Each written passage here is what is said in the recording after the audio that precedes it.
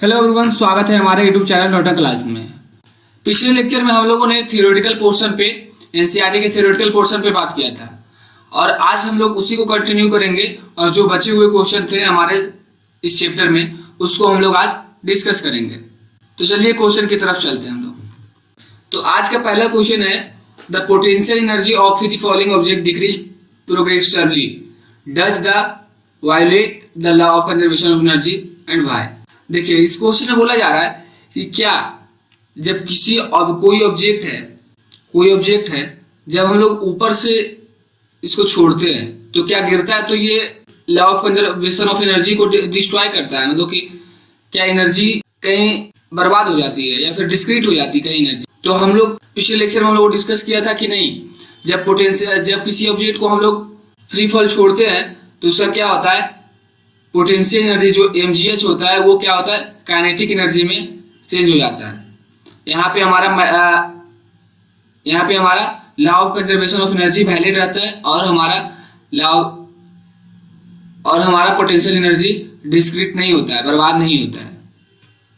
उसी को हम लोगों ने यहाँ एक्सप्रेस किया हुआ है। जिसे देखिए, know the method does not violate the law of conservation energy, this is because when the body falls on from the height it the potential energy change into the kinetic energy and decrease the potential energy equal to kinetic energy of the body throughout the method total mechanical energy is conserved। उसी बात को हम लोगों ने यहाँ express किया हुआ है। तो दूसरा क्वेश्चन में क्या बोला जा रहा है, what are the various energy transformation that occurs when you riding a bicycle. जब हम लोग बाइसाइकिल को चलाते हैं तो हमारा कौन कौन सा एनर्जी चेंज होता है। तो देखिए हमारा क्या कहते हैं कि हम अपना जो बॉडी का एनर्जी रहता है, मस्कुलर एनर्जी, उसका यूज करते हैं और क्या मतलब मैकेनिकल एनर्जी, मतलब बाइसिकल को प्रोवाइड करते हैं, कुछ स्पीड प्रोवाइड करते हैं। तो क्या ये होता है मैकेनिकल एनर्जी, और हमारा क्या होता है बॉडी हीट होता है, मतलब बॉडी अगर हम साइकिल चलाते हैं तो बॉडी हीट होता है, हमारा एनर्जी लॉस होने के कारण बॉडी हीट भी होता है। तो हमारा मस्कुलर एनर्जी क्या क्या में ट्रांसफर होता है, मैकेनिकल एनर्जी और हीट एनर्जी में। नोट्स आप लिखना चाहें तो वीडियो को पॉज करके लिख सकते हैं। तीसरा क्वेश्चन में क्या बोला जा रहा है, does the transfer of energy takes place when you push a huge rock with all of your might fail to move it where the energy you spend going. देखिए बोला जा रहा है क्या कि एक बड़ा सा रॉक है, मतलब बड़ा सा पत्थर है, उसको आप मतलब फोर्स लगा रहे हैं, मतलब पुश कर रहे हैं उसको, लेकिन फिर भी वो अपने प्लेस से हिल नहीं रहा है। जब हिल नहीं रहा है तो क्या वहां पे आपने जो एनर्जी खर्च किया एनर्जी ट्रांसफर हुआ। तो हाँ, वो एनर्जी ट्रांसफर हुआ, क्योंकि जब मस्कुलर एनर्जी से हम लोगों ने पुश किया उसको तो मस्कुलर एनर्जी क्या हुआ, हीट एनर्जी में चेंज हो गया। तो हमारा बॉडी क्या होता है, हॉट हो जाता है। वहाँ मस्कुलर एनर्जी क्या होता है, हीट एनर्जी में ट्रांसफर हो जाता है। तो यहाँ ट्रांसफर ऑफ एनर्जी होता है। पांचवा क्वेश्चन में क्या बोला जा रहा है, what is the work done by the force of gravity satellite move around the sun, justify your answer। देखिए इस क्वेश्चन में बोला जा रहा है कि क्या जो सैटेलाइट वर्क डन करता है जब वो अर्थ का चारों ओर चक्कर लगाता है। तो देखिए ये सेंटर ऑफ ग्रेविटी होता है। आप डिस्प्लेसमेंट ऑब्जेक्ट जो है राउंड में घूमता है, तो क्या हो रहा है कि फोर्स हमारा इस साइड लगा रहा है, फोर्स सेंटीपीटल फोर्स लगा रहा है सेंटर के अलोंग, और डिस्प्लेसमेंट हमारा क्या हो रहा है इस साइड हो रहा है। तो ऑलवेज परपेंडिकुलर हो रहा है। तो यहाँ क्या होगा कि सैटेलाइट के द्वारा वर्क डन क्या होगा, जीरो होगा। वर्क डन इक्वल टू क्या होता था, एफ एस कॉस थीटा। जब दोनों के बीच में डिस्प्लेसमेंट और फोर्स के बीच में 90 डिग्री बन रहा है तो क्या होगा, कॉस 90 क्या होता है, जीरो होता है। तो वर्क डन क्या होगा, जीरो होगा। उसी चीजों को हम लोगों ने यहाँ एक्सप्रेस किया हुआ है। नेक्स्ट क्वेश्चन है, देखिए can there be the displacement of an object in the absence of force acting on it, discuss think you question your friends and teacher. ठीक है, इस क्वेश्चन में बोला जा रहा है क्या बिना फोर्स के डिस्प्लेसमेंट हो सकता है, जरूर हो सकता है। अब कैसे हो सकता है इसको हम लोग जानते हैं। देखिए कि मान लीजिए कोई बॉडी पहले से ही v स्पीड से चल रहा है, तो हम लोग एक कांस्टेंट स्पीड से चल रहा है जब तक हम उसे फोर्स नहीं लगाएंगे। मान लीजिए कोई मोटरसाइकिल या फिर कोई गाड़ी चल रहा है कांस्टेंट स्पीड से पहले से चल रहा है, तो उसे हम लोग फोर्स नहीं लगा रहे उस टाइम नहीं लगा रहे, लेकिन डिस्प्लेसमेंट हमारा हो रहा है। डिस्प्लेसमेंट, गाड़ी आगे बढ़ रही है तो डिस्प्लेसमेंट होगा ही, और ये कांस्टेंट v स्पीड से पहले से चल रही है, तो उस केस में क्या होगा, हमारा डिस्प्लेसमेंट होगा विदाउट यूजिंग एक्सटर्नल फोर्स। तो इन्हीं चीजों को हम लोगों ने यहाँ एक्सप्रेस किया हुआ है। देखिए नेक्स्ट क्वेश्चन में क्या बोला जा रहा है, a person hold of bundle of hay over on his head 30 minute get tired, has he done some work और नॉट। देखिए रियल लाइफ में तो वो वर्क किया है। रियल लाइफ में अगर किसी को बोलिएगा, अगर कोई वेट बंडल रखे हुए सर पे और कुछ वजन रखे हुए सर पे, तो रियल लाइफ में वो वर्क किया है, क्योंकि अगर आप उसको भूलिएगा उस टाइम जाके तो वो शायद बहुत आपके साथ वो पर्सन रिजिड हो जाए। लेकिन फिजिक्स की दुनिया में वो वर्क नहीं है, क्योंकि हम लोग फिजिक्स की दुनिया में वर्क को क्या जानते हैं कि वर्क होता है W = Fs cos थीटा।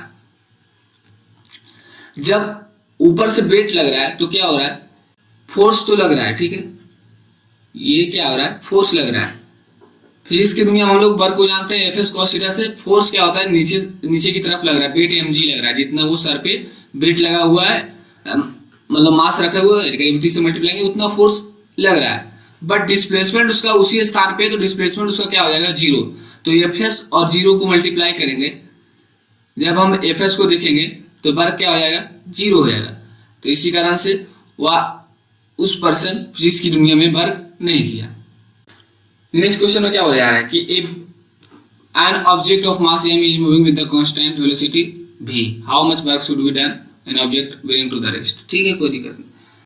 देखिए पहले क्या होगा, mv², क्योंकि kinetic energy equal to half mv² करेगा, वो काइनेटिक एनर्जी करेगा वर्क, और एनर्जी क्या होता है, वर्क के फॉर्म में होगा तो हाफ mv² वो करेगा। बट कह रहा है कि उसको रेस्ट लाने में कितना वर्क डन करना पड़ेगा। तो देखिए जितना वर्क डन हमने किया उसका स्पीड में जाने में, तो उतना ही वर्क डन निगेटिव में हमको करना पड़ेगा, तभी तो उसको रेस्ट में ला सकते हैं। चलिए अब हम लोग बात करते हैं नेक्स्ट क्वेश्चन पे। इस क्वेश्चन में क्या बोला जा रहा है, in each of the following of the force acting on object mass m direction displacement from the west to east shown in longer arrow,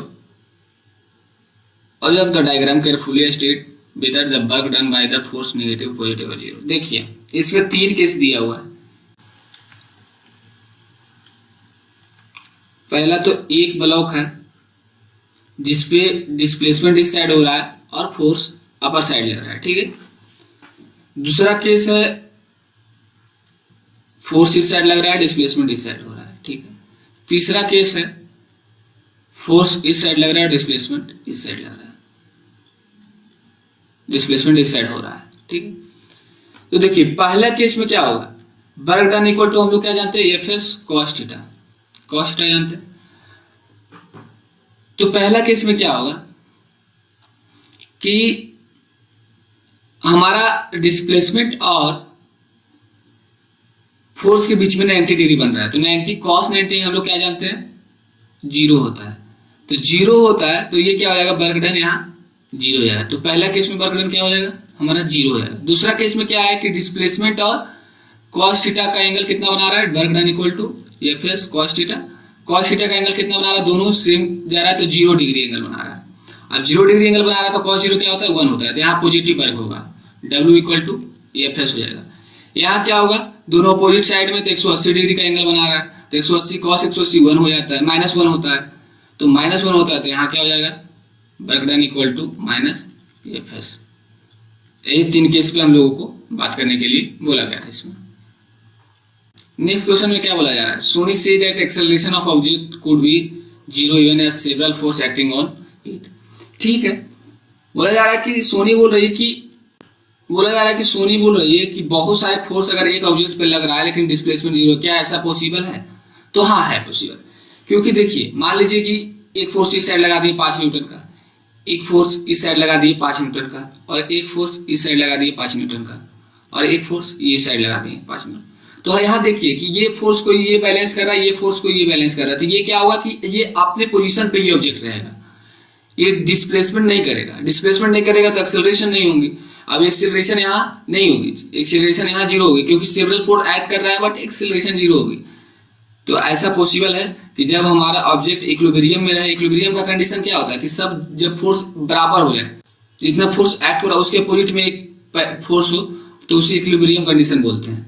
तो यहाँ पे देखिए इक्विलिब्रियम कंडीशन फॉलो हो रहा है कि जितना फोर्स ये आगे फॉरवर्ड करने के लिए तो उतना ये बैकवर्ड करने के लिए, जितना ये अप करने के लिए तो इतना डाउन करने के लिए। तो ये इक्विलिब्रियम कंडीशन है और जहाँ पे हमारा एक्सेलरेशन 0 है। चलिए अब हम लोग नेक्स्ट क्वेश्चन पे बात करते हैं। नेक्स्ट क्वेश्चन में क्या बोला जा रहा है, a free falling object eventually stop on reaching on the ground, what happened to its kinetic energy. देखिए कुछ नहीं, जब कोई ऑब्जेक्ट ऊपर से गिराते हैं, मान लीजिए ये साइड है, ये साइड से, तो क्या होता है कि जो mgh यहाँ पोटेंशियल एनर्जी होता है वो क्या होता है धीरे धीरे काइनेटिक एनर्जी में चेंज होता है। और जब ये काइनेटिक एनर्जी से आता है तो ये जब ग्राउंड पे टकराता है तो यहाँ पे हमें कुछ हीट एनर्जी या फिर साउंड एनर्जी देखने को मिलता है। तो चलिए आज तक इतना ही, और अगले लेक्चर में हम लोग बात करेंगे, एक नए चैप्टर्स के साथ जुड़ेंगे और उस पर हम लोग बात करेंगे।